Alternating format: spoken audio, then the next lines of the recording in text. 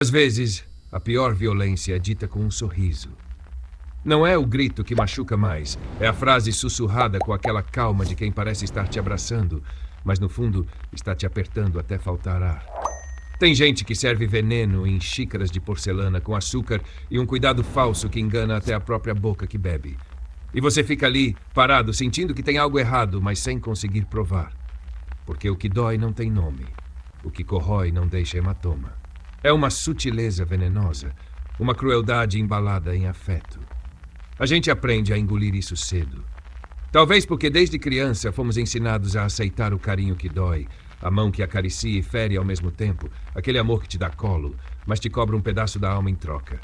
E crescemos acreditando que o afeto tem sempre um preço, que ninguém te oferece calor sem querer um pouco do teu fogo.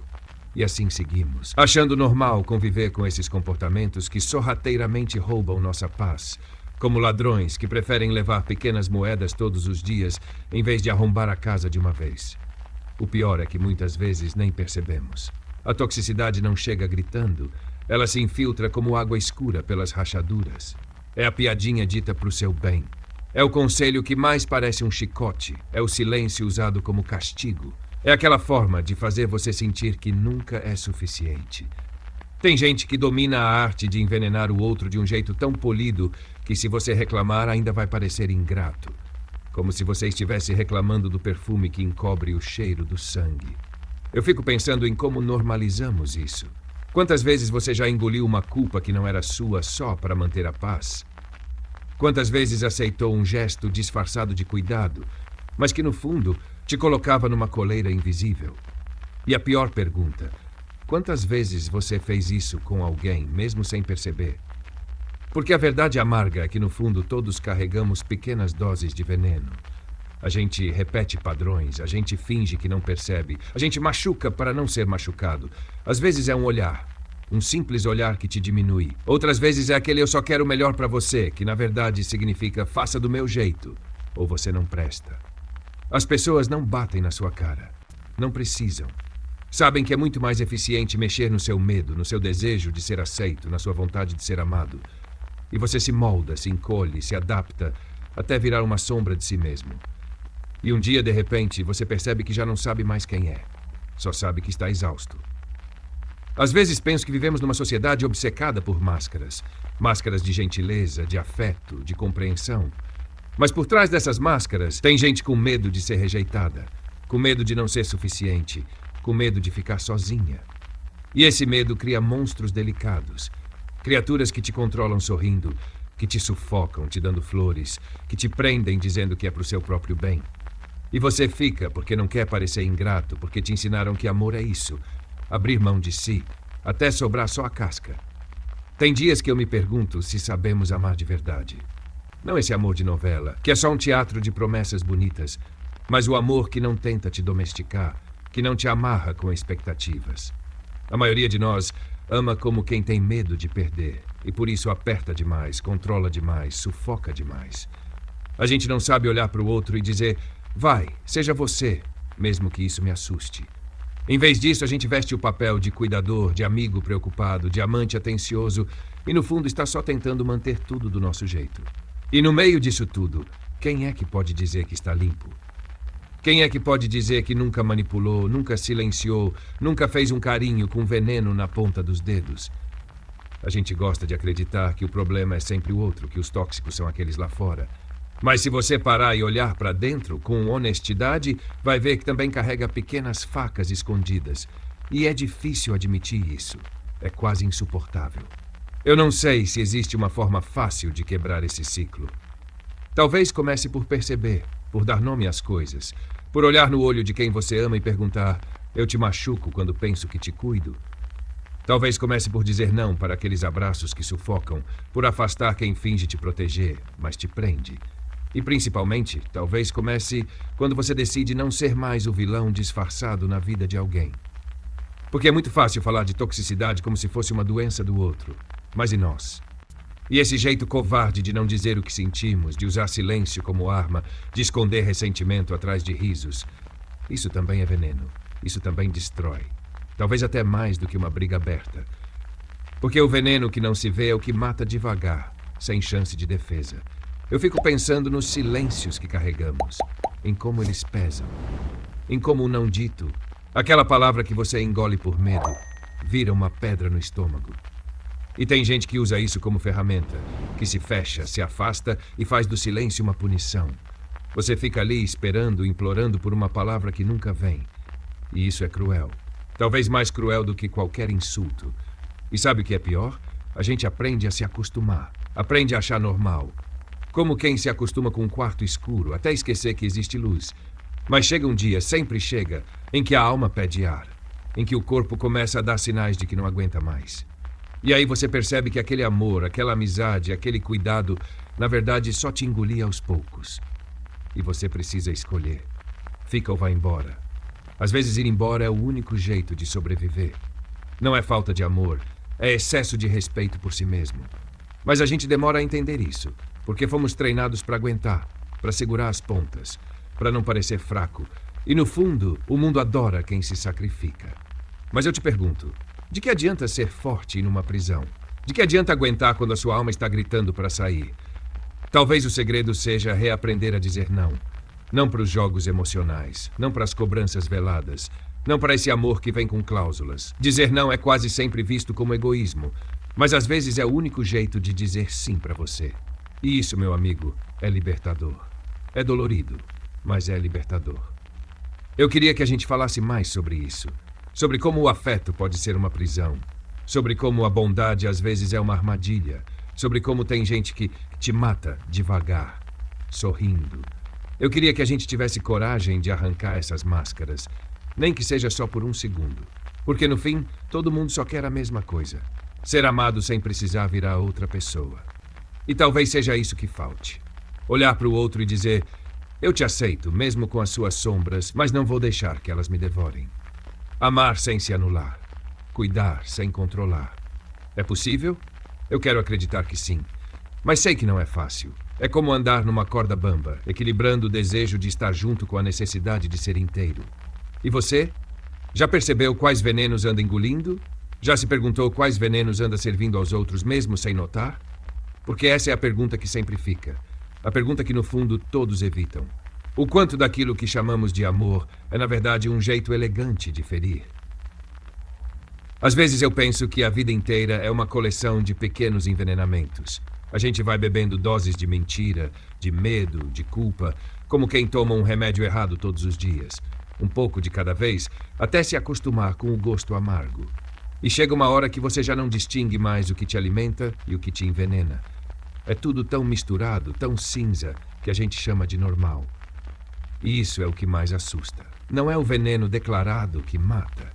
É o veneno que você passa a chamar de rotina, de amor, de família.